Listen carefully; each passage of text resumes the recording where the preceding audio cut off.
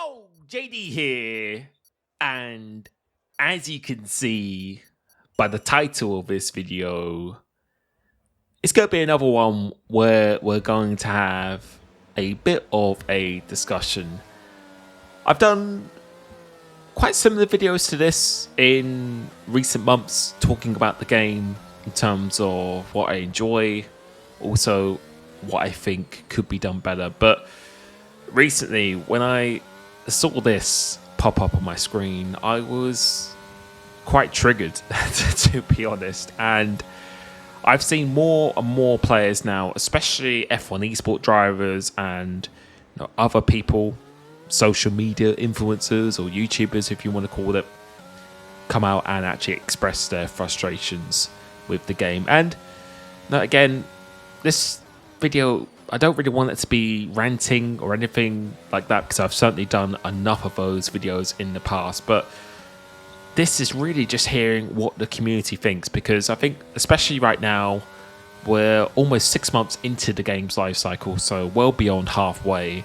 And I really want this to be constructive as to why I think this is probably one of the most, or if not the most disappointing F1 game titles in recent years. So, as always, please comment down below your thoughts, because I really do believe this is one of the only ways that we can actually make a change to this franchise, by putting the pressure on the developers themselves.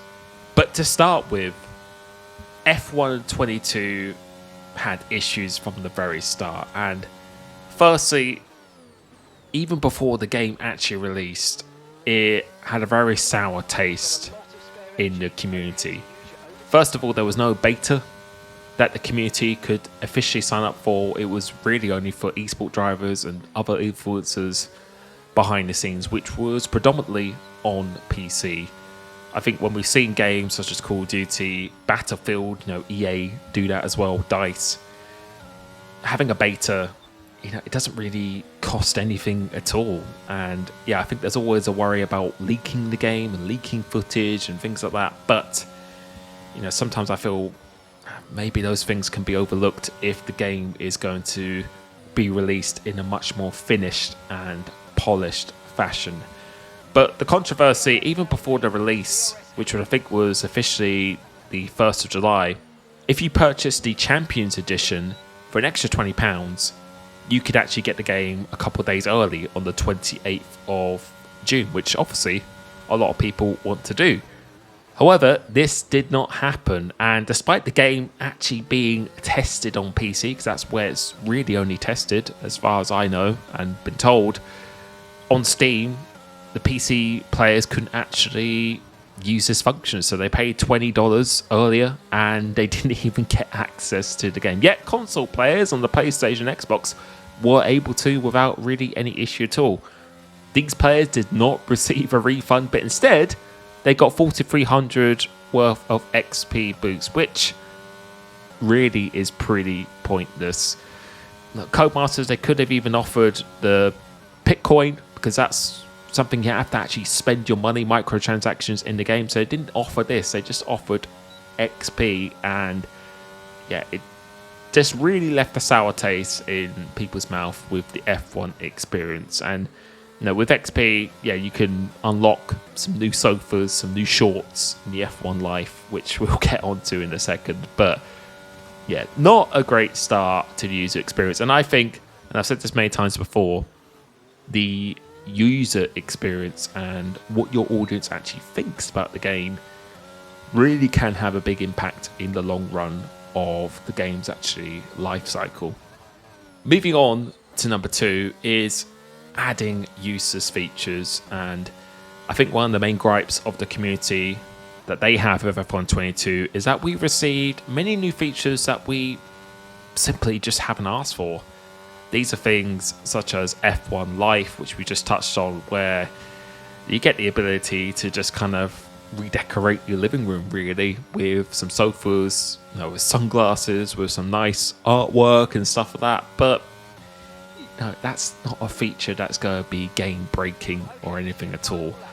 I think the issue that myself and many others have, and again, please put down below what your issues are with the game, and also please put what you like about it as well, because I don't want this video to be purely negative or ranting over it all. I really want it to be constructive, and I will be getting into the things I actually do enjoy about the game itself. But I really do feel that Codemasters and EA could have put a lot more resources into the fundamentals of the game. So fixing the online, having dedicated servers, making sure we have a crossplay upon launch, that it's working perfectly, no issues at all. The career mode, I think a lot of work needs to go into that, which is something we will be going on to separately in a second. And why not include classic cars? That was so popular on the games such as F1 2020, having a lot more DLC tracks. But instead, we receive supercars when it's an F1 game. It just, I don't think it really fills that void, in my opinion.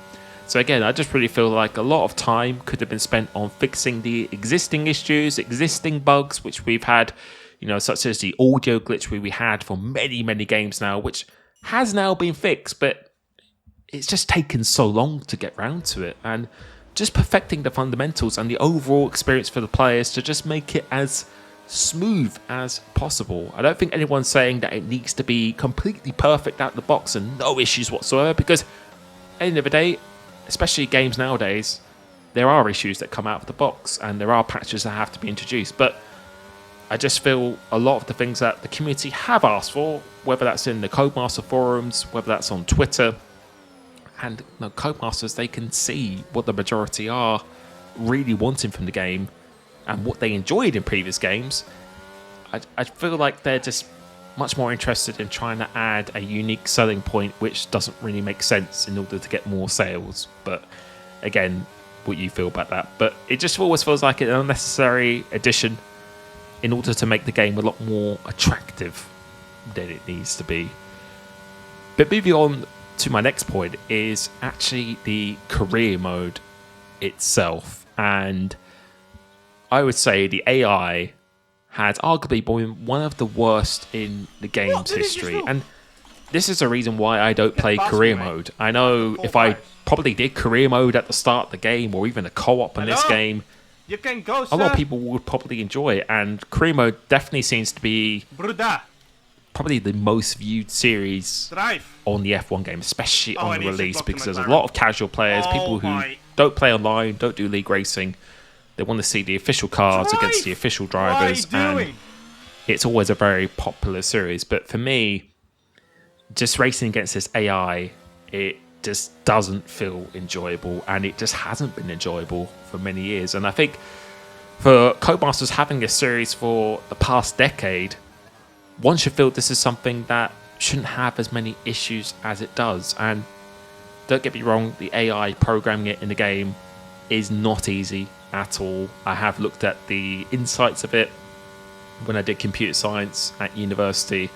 I didn't realize how difficult it most likely is, but when you've had the platform for it for a decade, you would think that it might not be perfection, but the fundamentals should be right again. And I think out of the box, they were just far too overpowered, and even the likes of Yana Watmir couldn't keep up with them, which you could argue 110 AI, that should be pretty much near impossible to compete with. So I guess maybe that's okay. But in general, they just seem to be far more overpowered than they were in previous titles. And another thing is that they were very aggressive as well. So they were dive bombing you, driving into you. And you could argue that's maybe a positive. They were more aggressive. And I think there were many players who did actually enjoy that. But again, let me know if you feel that was the case, that it was too aggressive. But for me, it just doesn't seem enjoyable to play with. And even if you had it on a lower difficulty where you can match the lap times that they do, it just didn't feel very natural. And you could argue again that it's never going to feel natural. It's an AI. But I just feel for the amount of time they've had it for, that it just could be much better than it is. And the other issue is that Codemasters, when they did a patch to eventually try and fix it, and this is something that took quite a lot of time within the game's life cycle of F1 22, it didn't make it better, it actually made it worse. And when you do a patch, it should be making things better, not worse. And I think another thing with the career mode, and for me personally, this is one of my main gripes, is it just doesn't really have an immersion and an immersive feeling when you're playing the career mode. As for me, when I have tried it without uploading a video or anything at all, and looking at other people's, it very much feels like you're just going into an office, reading a few emails, making some upgrades in an R&D tree, and then you just click into the next race and do your practice programs, qualifying in the race, and that's it. I actually felt like in F1 2010 that it felt like more like a story, and depending on what option you chose, you got a lot more range of different cutscenes and the story element to it, and it just very much feels in this one that you're just accepting a few options in a post-race interview without any cutscenes, and that's it. It just feels like the career mode just hasn't changed in many years, and for that being one of the main viewing points of your game, you would think that would be quite a big priority. So it just doesn't feel immersive for me at all, and it doesn't really make me want to play it. I feel like it's just very boring, in my opinion. But again, for someone who's probably new to the series, this is a new experience for them. They might really enjoy it, and if you do, that's absolutely great. But I think one of the most significant points and reasons why this game hasn't really gone down too well with the majority of the community is I feel like Codemasters and EA, and I've said this many times before, they just don't listen to the community at all. And again, like I said at the start of this video, I feel like listening to your community and at least engaging with them, not just giving a standard business response, I think is one of the most important things in building a successful series. It's just about having relationships. It's like in football club, having a relationship with the fans, like getting them engaged, getting them hyped. I think it's just a win-win scenario itself. And with the AI being a massive issue, which took months for them to address this, you could argue that this maybe wasn't an easy fix, but it also took Codemasters 3 months to actually update the color of the Red Bull, which on release was a very unique shade of of blue, and it took about 3 months to get it to the correct one. Other fundamental issues such as the tire allocation.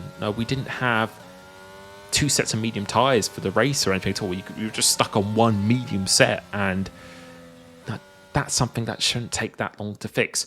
The audio revving glitch, like I mentioned before, was present in F1 esports, even past the first 2 events, I believe, and also just the FPS differences on the platforms, which I actually did a video on in the past.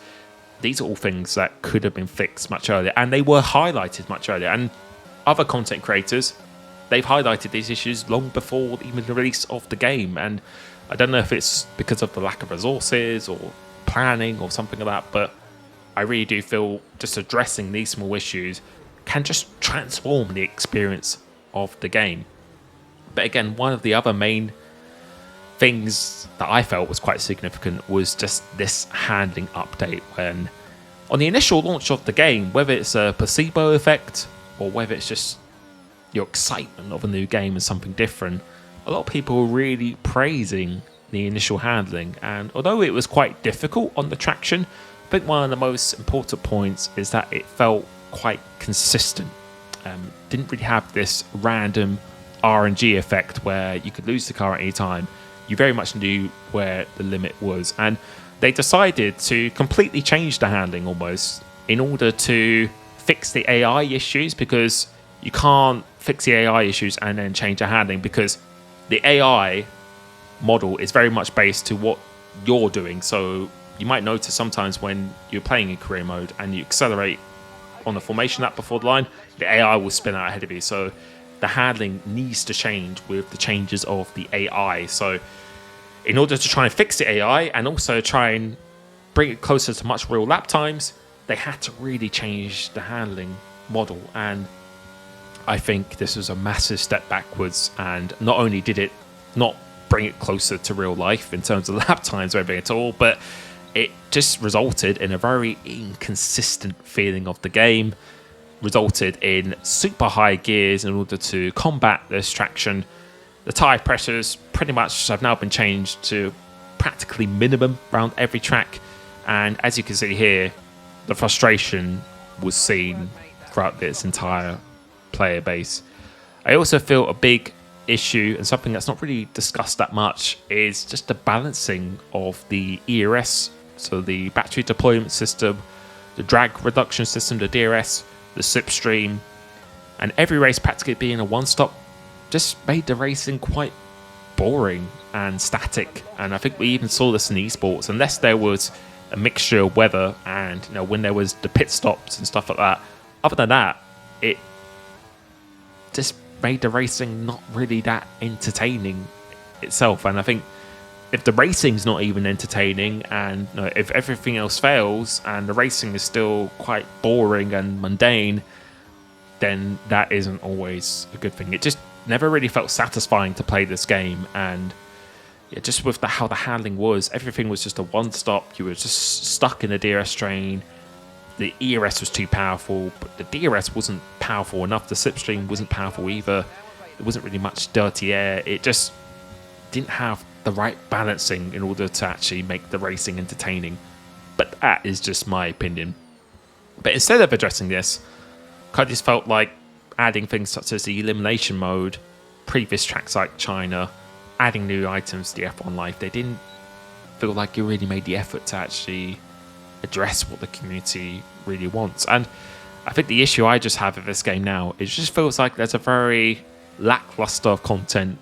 The games feel very much like the same game from the previous year, so very recycled and just very inconsistent in its feeling. And I think this is not just something that casual players are experiencing, but also esport drivers as well, people who are very experienced, including myself. And this is not simply because I'm not enjoying the game, even when I've done great laps and I've had good races and stuff as well. Whether you want to take my word or not, it just doesn't feel consistent to me, and something just feels off. And I really do agree with tweets such as this, where sometimes you're going into a session with the same setup, same track conditions, but things just feel slightly different each time, and I can't quite put my finger on it. Maybe it is a placebo effect, but it just feels very much that every patch we have, it's just a case of virtual Jenga in a way, where you're adding one block, but then it makes another part of the game more unstable, and each release just feels more and more unfinished at the same time. The bugs are also becoming more and more without really any efforts to fix, but instead make the game just look more aesthetically pleasing, and in my opinion. And each year, just the players are being charged more and more for effectively the same thing, if not a worse product. So in a nutshell, I just feel like F1 22 just feels very lifeless and uninspiring right now in this moment, which is something believe me, I really don't want to say. I've been playing the F1 games for well over 10 years. It's been a very big part of my life, and that's why I'm still attached to this series. But yeah, right now you can even see that the player base is not really that high or really that hot right now, with a lot of other players really trying other games such as iRacing and other games which have much smaller developers actually running it, which again, maybe in the short term they won't see this effect, but in the long term I think it can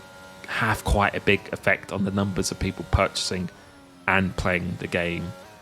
But please, again, comment down below what your thoughts are, as I do feel when the racing is good and you do have some battles of people, and aesthetically the game does look fairly good in some scenarios, but I think there's too many cracks to be papered over right now, and we said it time and time again.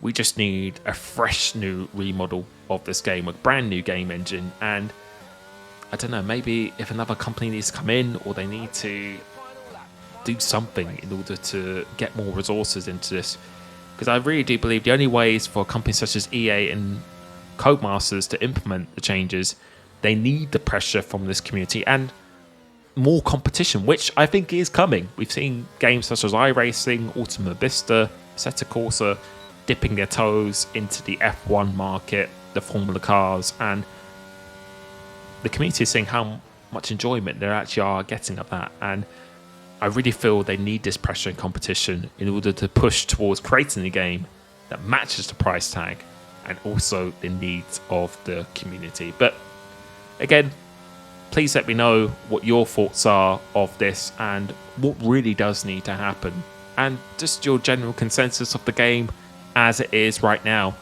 I really hope this came across constructive, because that's really what I want it to be. I want these games to succeed. I want to be talking positive all the time, really. I feel like it's just such a frustrating experience, especially for someone like me who's been playing for such a long time. I feel like the series could be much, much further ahead than it is. And I think it really needs people like you putting pressure on the developer to actually make these changes happen. So if you did enjoy the video, make sure you give it a like, subscribe to my channel for more F1 content and many more. Thank you very much for the support, and I'll be catching you very, very soon. Peace.